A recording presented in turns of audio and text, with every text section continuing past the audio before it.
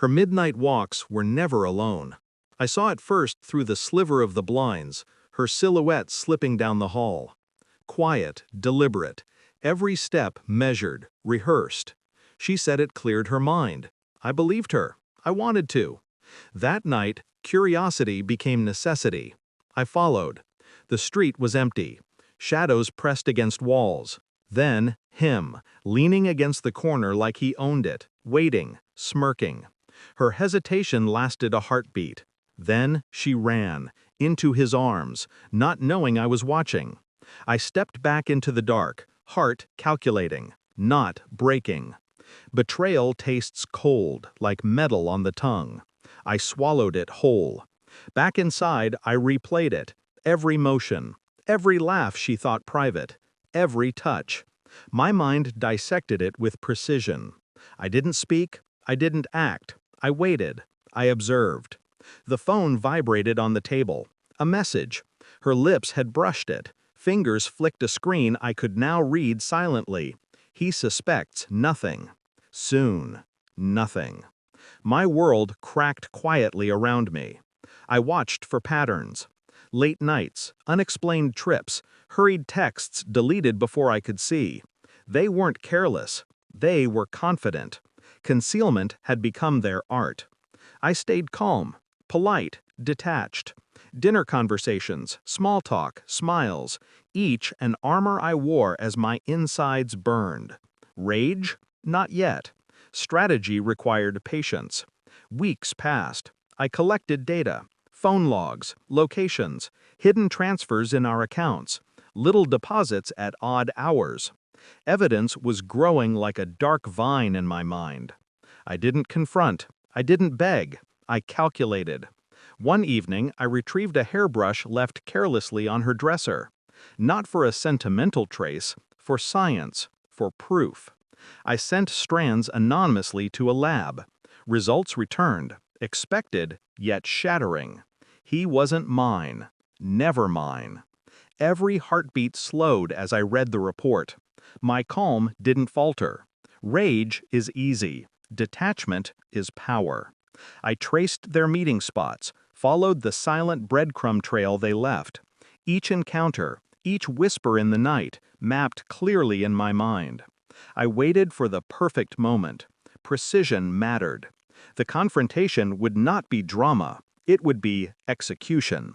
Emotional, surgical, irreversible. It arrived with a folder on my desk. My hands were steady. My voice quieter than the room. "Do you know what this is?" She glanced up. Panic hovered, a tremor in her throat.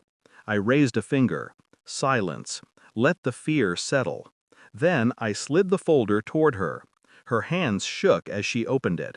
Screenshots, messages, transfers, DNA results. Every lie, fully exposed. He appeared at the doorway, realizing too late. His calm, cultivated arrogance cracked. "You knew," he said, voice low, incredulous. I nodded once. Nothing more. No rage, no pleading, just clarity. Her knees hit the floor. He stepped back, stunned, the weight of inevitability pressing down. I spoke softly, every word measured, every syllable a scalpel. "You planned this. Every step, every secret, every night you thought was private. You erased my presence, tried to make me vanish." I paused, letting the truth breathe between us. I had already vanished. The silence was a hammer. It fell slowly, crushing. I left the folder there, an offering of truth. Not for forgiveness, not for reconciliation, just exposure. "You were wrong to think silence is absence," I said.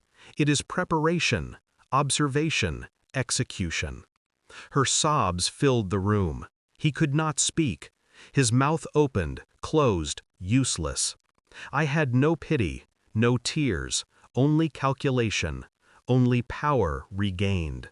I walked past them, each step measured, detached, lighter than I had felt in years. The betrayal that had threatened to destroy me had become my weapon. They thought I would lash out. They imagined fury, vengeance, shouting. Instead, I left them with themselves. Their conspiracy dismantled. Their lies naked. Their triumph hollow. I moved to the door. One last glance at their faces, twisted with shock, despair, disbelief. My heart did not falter. My mind did not sway. I had won without a strike, without violence, without a sound. The streets welcomed me like a ghost reborn. Darkness wrapped around me, familiar, comforting. Power tastes quiet. It tastes clean. I realized then, revenge is not a scream.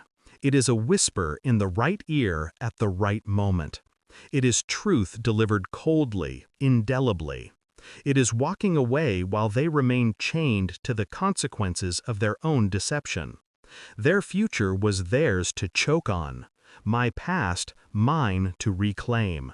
My heart, though scarred, was free. Free of illusion, free of manipulation, free of attachment to those who had tried to erase me. I stepped into the night. Each step away was a heartbeat regained. I did not look back, and I would never return.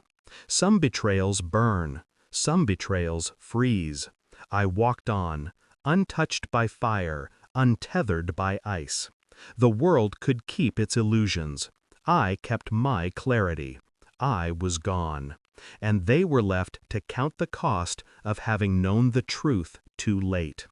Revenge, when precise, needs no drama, only absence. I walked into the dark and vanished.